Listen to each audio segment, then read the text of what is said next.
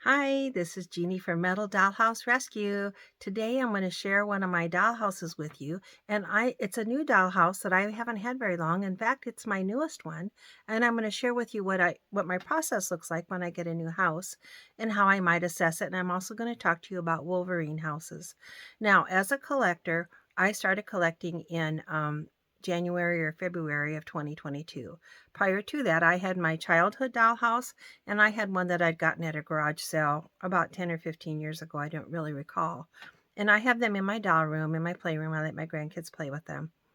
But when I joined this group, I got inspired and started collecting dollhouses for real. The very first one I bought was on Facebook Marketplace, and it turned out it was very near me, so I didn't have to pay shipping. And I didn't know much about dollhouses at the time, but it was a Wolverine. It's not the house I'm going to show you now. I will show you that house another day.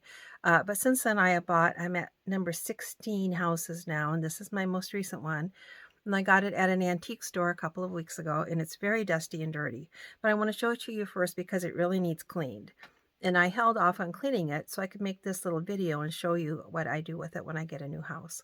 So let me show you the house, and I'm going to talk to you about Wolverine and then how to clean it and what to do with it. Here's the house. Now, per one of our members, she recommended that you set up your house on a Lazy Susan, so when you work on it, you can turn it around, and that is what I've done here. I've set it up on a Lazy Susan. So it will turn freely, and I can look at it front and back and show it to you. And also it's on a piece of foam core board, which protects the bottom of the dollhouse as well as protects the table that it sits on. And I can freely move it around and look at it. Now, this house is in pretty good shape. It's got some fading here. The front door is gone, and as you know, we have those replacement doors that you can make yourself. You can download it and make it yourself for free, or if you need me to print it, let me know and I'll print it and mail it to you. And my next video, I'm going to show you how to make one of those yourself, how to assemble that. But in this video, we're going to work on the house. So there's a little bit fading around the window. Otherwise, the house is in good shape. No missing parts, no problems. All the walls are there. That's one of the things I like about Wolverine houses. Now, Wolverine came into the market to make houses a little bit late. They started selling them, as I recall, about 1968. So these houses aren't quite as old as the Marx houses. But what I like about them is they are made out of heavy-duty steel. They generally have very little rust. They almost never have missing walls because they're fastened together with a different kind of fastener. You can see how dirty this house is. And therefore, the house doesn't come apart easily, and the stuff is not usually missing on it. Now, another thing I like about this house is it's such a nice size. I turn my light on for you so you can see the colors on the lithographic print a little bit better in this house.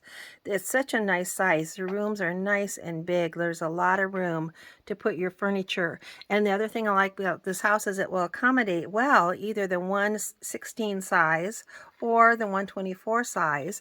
And here's a 1/16 couch, and you can see it looks quite nice in there.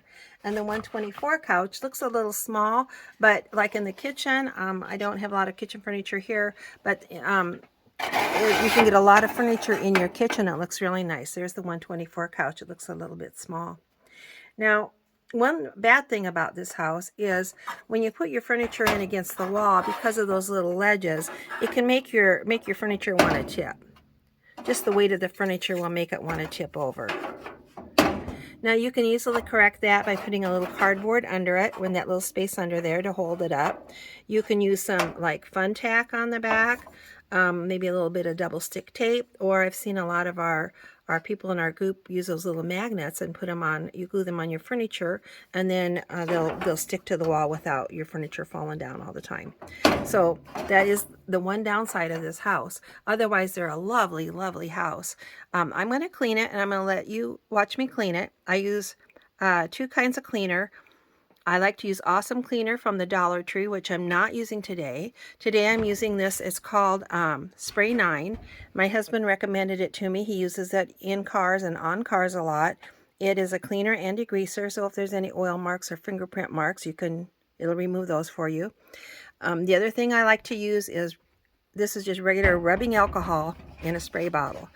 Now, you want to avoid, when you're cleaning your houses, you want to avoid getting a lot of liquid in your house. So you never want to spray right into your house, because anytime you get liquid under those under those ledges, you have a chance to have rust form there. So instead, what you'll want to do is spray right on your paper towel, and then use your wet paper towel to wash. Now, if you use rubbing alcohol, you don't have that problem because the alcohol will evaporate so quickly that it won't cause rust in your house. That's why I like to use that. And if the house was just dusty, that is what I'd use. In this case, this house is quite dirty. I got it at an antique store. Guess what? When I got there, it was actually outside on a covered porch. It had been there quite some time. You could tell from the price tag it had been sitting outside quite some time. So it was quite dirty there. You can see what I'm talking about, how dirty that is. So a lot of those marks are just coming off. I can't even like really assess the quality of the house until I get all that dirt off of there. So that's what I'm doing next, is getting that dirt off of there. I will repeat this on each floor. Again, I'm spraying only on the paper towel, not into the house. And I will wash every surface of this house this way. You can see why I wanted to get this house washed, because it's quite dirty. Now see, a lot of those spots are coming off. They're just plain dirt in there. I will come back later and do something with this rust here on the edge, but there's not very much rust on this house. Again, these are nice quality houses, and it's one of the reasons why I really love them. So I'm going to clean up the house, and then I will be back with you in just a minute. Okay, I've done quite a little bit of cleaning here. It does need more, but I'm not going to keep you guys here on hold while I clean the whole house. So I want to wipe up the roof.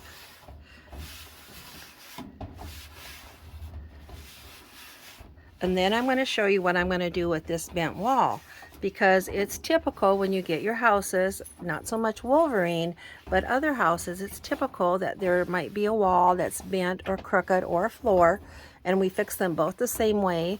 And I've talked about this in one of our posts on Middle Dollhouse Rescue, but I thought this would be a really good time to show that to you in action.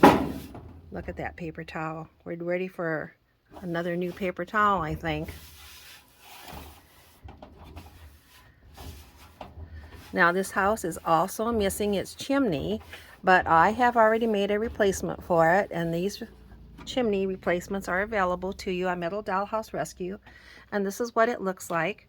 It is actually made from photographs of an actual Wolverine chimney. It's made out of paper, and then it's just cut and folded and glued into shape.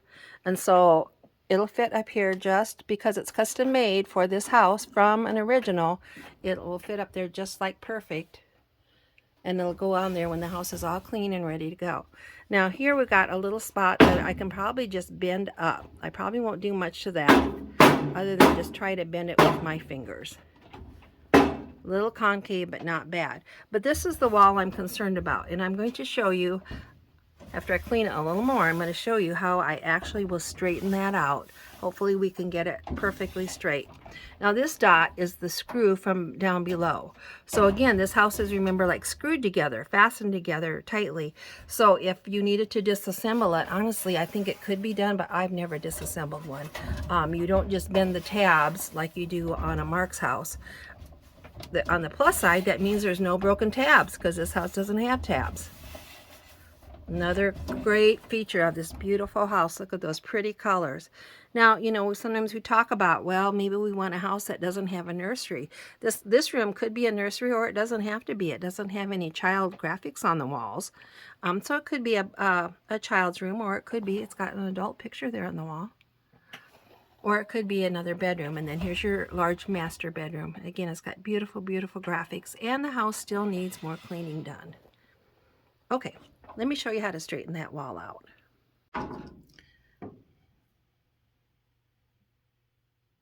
Okay, I've got this set up to show you how I'm going to straighten that wall out.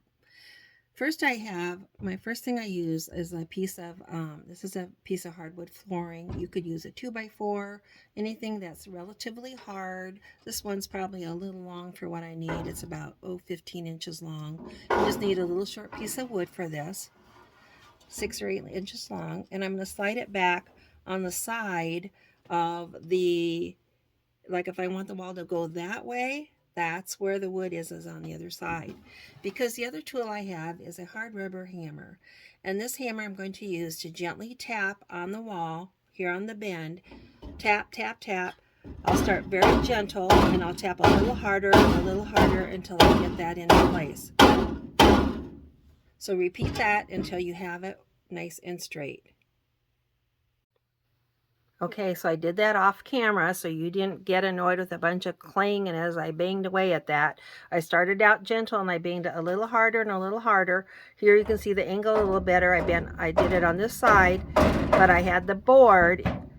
I held it tight, the board tightly in place on this side so that that metal didn't go too far as I hammered, and I could hammer as hard as I wanted. I started gentle and got a little harder and a little harder until I got that wall straight. And it now is probably good, very good. So all I need to do to this house now is finish cleaning it, and then I will come back another day and show you what I'm going to do to help take care of that rust. I'm going to clean that corner out a little bit. I haven't got that done. So watch me clean that one just a little bit more before we get up here.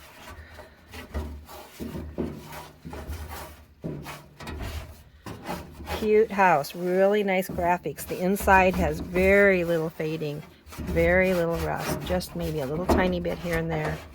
This is going to be a lovely, lovely house. Now, I do have another Wolverine that I have decorated. I'm not going to share it with you tonight, but it is on my list of things to do to get it set up. As you might know, I recently moved all of this stuff to my doll room. I had it on the dining room table. And when I moved it, I've not yet got stuff set back up again. All right, so I'm going to talk another day about what we're going to do on this little bit of rust that's on here. There's not very much there, but we are going to do something to make it look a little nicer. I'm going to clean this up more, so next time you see it, it should be about as clean as it's ever going to be. And the other thing I'm going to do is I'm actually going to do a little video that shows you how to set up that create that door from the download, how to assemble that yourself, because if you don't know how to do that, it might be daunting for you to get it done. So I will help you show you how to do that on my next video. Talk to you later.